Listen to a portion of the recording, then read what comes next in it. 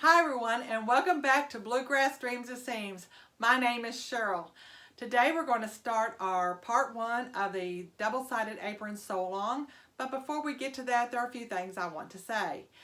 No, Cheryl does not have a new mic yet, but a friend of mine is mailing me one, so when I get that, I will be mic'd again. I want to say a shout out to a huge thank you to Jen for sending me this mic. She said it's in the mail, so we will see, and I'll give her another big thank you when I get it. Okay. Two things I finished. The Ogden Cami, I can't think of my words.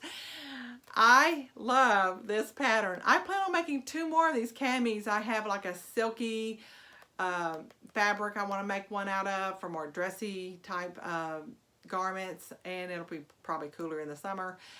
As well as another, it's a pink cotton, really light pink, that I picked up for it in Belfast, Maine. So this will be made again.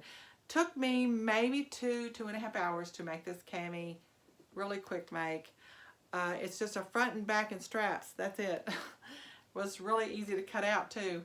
I did add a seam allowance down each side just to make sure that I had enough room through the bust line to accommodate me, and then I added 2 inches to the length. I did not need 2 inches, but better safe than sorry. So I think I'm going to add a 1-inch hem to the bottom of the one I'm wearing. Then I'll know that probably 1.5 inches is all I really need in length added to this cami. So I can always adjust that as I cut out the other two. I finished was my bamboo sock yarn. It's Bamboo Pop Sock by Universal Yarns. This yarn is a great yarn for summer socks. They match up really well. I'm not purposely holding that like that. I did start over 3 times just to get this to be this good. I kept going back, and actually the last time, the second time I pulled it out, I was probably down to this stripe right here, and it was really eating at me that it was not matching. I knew I needed to take out just a tiny bit more. It was probably about, y'all are gonna laugh at me, 1/4 of an inch. 3/8 of an inch, something like that. It was less than half of an inch off, and it was just eating at me that I was that close. So I went ahead and pulled it out and started over again, and I'm so glad I did. Now on to part one of our sew along, the double-sided apron. So getting started, I'm laying this fabric out. I don't think I'm gonna press it, but I was noticing isn't that cute? I have sewing machines going up and down the edge. So this is a salvage that I will save and probably use. I don't know, I may use it somewhere on this apron. Here's my fabrics. I just went ahead and laid one fabric folded over double on top of the other one so I could cut one time all of this apron itself, one for each one. It's cut on the fold. The pocket, there'll be 4, but I'll use a set for the pink and a set for the thread side, and plus one, there'll be the lining fabric. Then this is the side ties. I still need to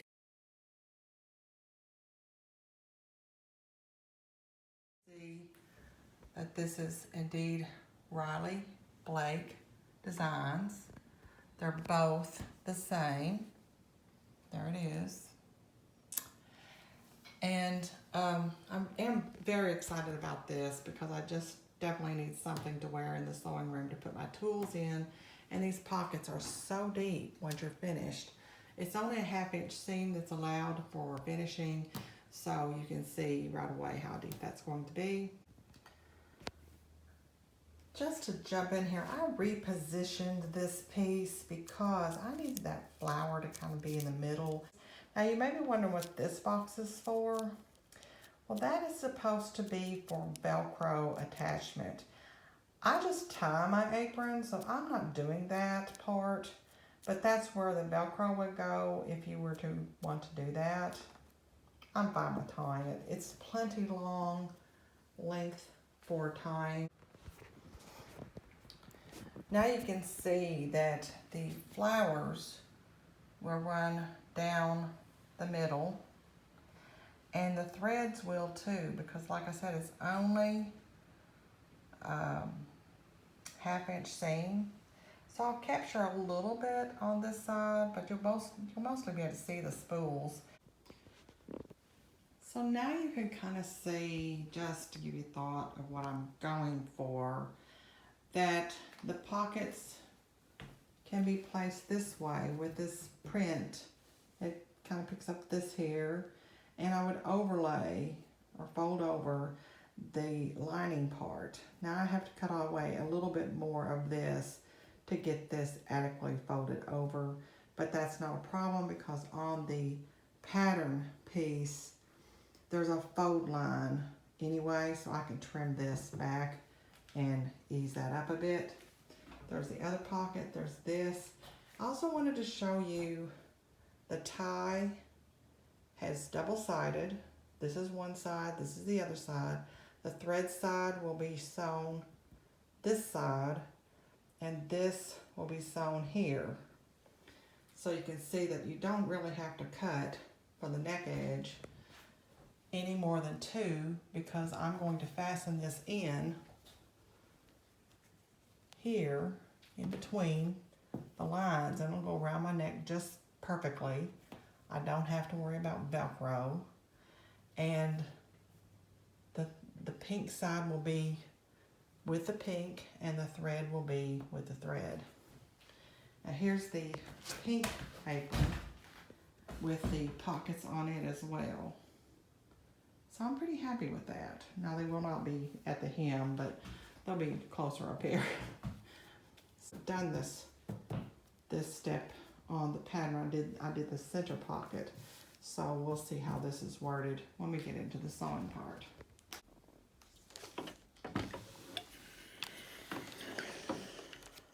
So what I've decided to do is go ahead and interface my neck ties and the ties at the waist. So I'm just going to demonstrate on this smaller piece. I'm interfacing the same one, so I'm doing the thread side of each one of those 3.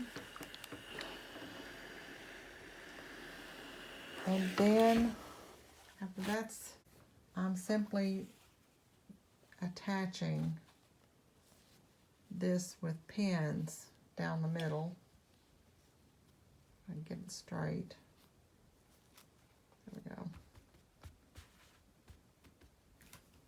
So I'm going to pin down the middle.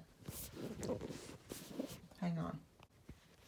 So here's what that looks like. This is right sides together, so that's the interfaced side. So I'm going to stitch down across here and back up, leaving one end open so I can turn it. So this is the neck piece. I don't think I got the pictures. I trimmed these edges about in half. Between the thread and the raw edge was trimmed off. I clipped the corners, and I also clipped into the point, the corner point, just to make sure that corner pokes out like it should. And now I'm in the process of taking my little stick. I'm going to take this rounded edge, not the pointed edge, and I'm going to stick it right here and stick the pointy kind comes in handy this way. And this is what I've had the most success with as far as turning things like this. I cannot use any of those fancy tools they have out there, your tube turners, all that. It's just a big waste of money when it comes to all I need is a stick. This is actually from one of those tube turning devices. And I take the pointy end of the stick, I'm sticking it back up in here, and I'm just pushing out my points with that end just to make sure. Now I know quilters have a different method. I don't know if they can do that on this, but maybe they can. They've mastered a technique that I can't seem to get. that and threading a knot in your needle. I had a quilter try to teach me something. Then I start pressing, and I just kind of roll this till I feel like that all the edges are out the way they should be. So on my pocket, the actual side that's going to be showing, on the pattern and directions, they have a line here for you to fold down, and actually it's all pressed in, and you don't even put a facing on the back of this, but I am doing this a little different. Therefore, this little piece here on this part, because of the way I'm doing it, I'm going to trim that much off. I'll find something to measure with. And this is why I need this in the sewing room.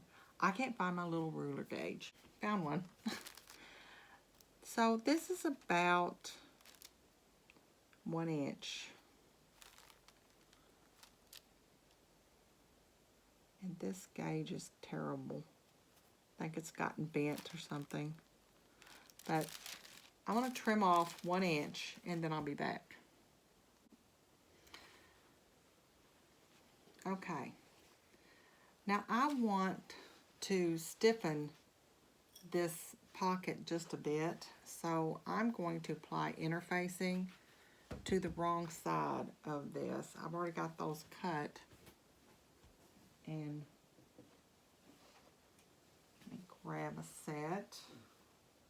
Now they're going to be too long. I'm going to have to cut them off too, but that's okay. I'll just quickly do that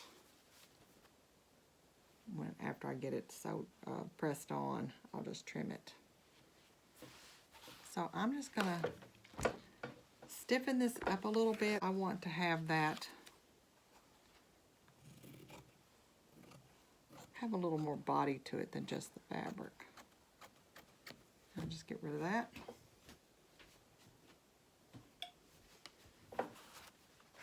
And press this side. And continue on. Okay, so I went ahead and stitched one of these. And again, I'm using 3/8 inch seam allowance. I am going to go ahead and just put a couple of little clips along this curved edge before I trim it.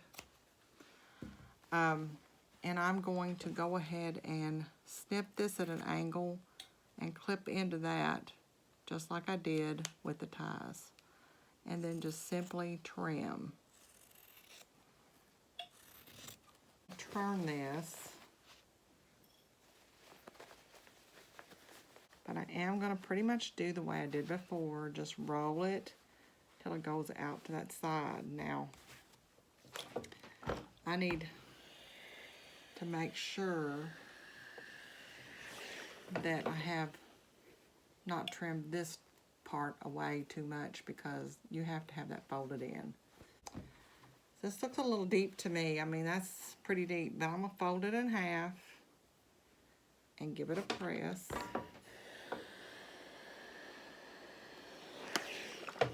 Let it cool off. And then fold that over, and this becomes like a little edging for the top of my pocket, so that I get that pink showing on top of the pocket here. So I've got the pink pockets finished, and I thought, well, I'll pop in here and show me pressing the thread one so that you can see what it will look like.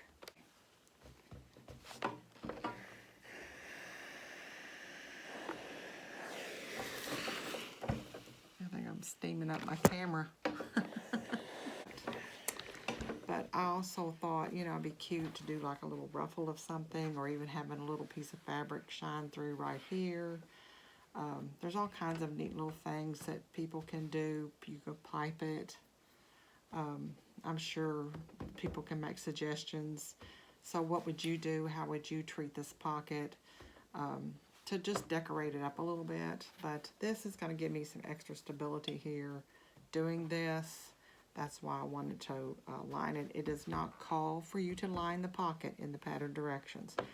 I'm lining the pocket and interfacing it just to give it extra stability. That is the only reason why. So I'm going to finish up the other two pockets and I'm quitting for the day.